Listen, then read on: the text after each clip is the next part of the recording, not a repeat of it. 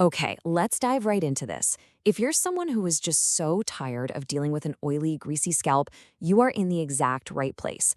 We're going to get past all those temporary fixes and really uncover the real biological reason this is happening.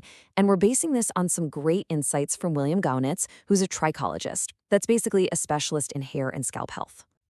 So, does this sound familiar? You wash your hair and it feels like just a few hours later, you need to do it all over again. You're in this constant fight against that greasy feeling, maybe even some of that annoying scalp buildup. It's a really frustrating cycle, isn't it? And you know what? That frustration is totally valid. But here's the little shift in thinking we need to make.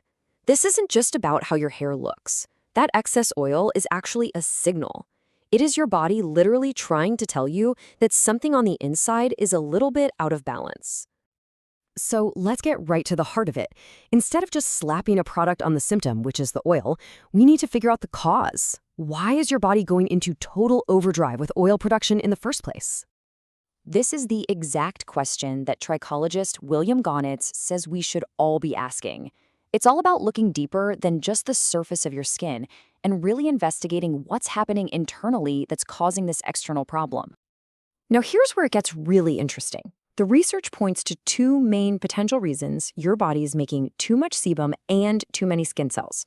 First, you might have an overgrowth of yeast, which can kick off an inflammatory response. And second, something that's incredibly common and, importantly, measurable, a vitamin D deficiency. And honestly, that's the one we're going to zero in on, because it's something you can take direct action on. Right, so we're going to focus on that second culprit, because, like I said, it's something you can actually measure and do something about. The link between vitamin D and your skin health is huge, and there's a very specific number that is just absolutely critical for you to know. And there it is. That's the critical number. The target range you are aiming for in your blood test results is 60 to 80 nanograms per milliliter.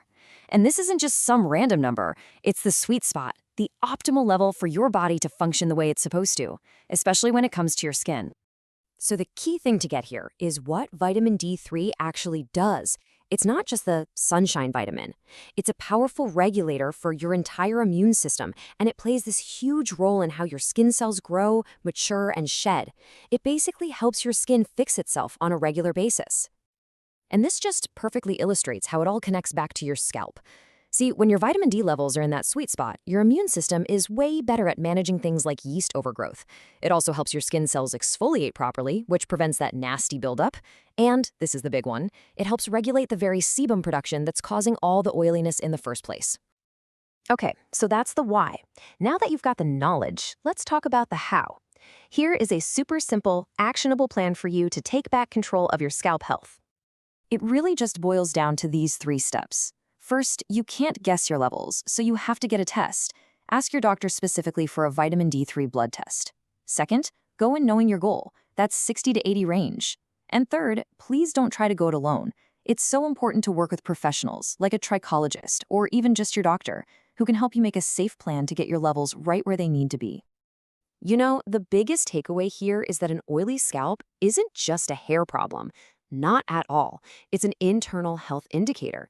By tackling the root cause, like a possible vitamin D deficiency, you're not just getting better looking hair, you're actually listening to your body and boosting your overall wellness. And that kind of leads us to one last, really powerful question. If an oily scalp can be a signal for something so much deeper, it really makes you wonder, what other signals might we be missing? What else is your body trying to tell you?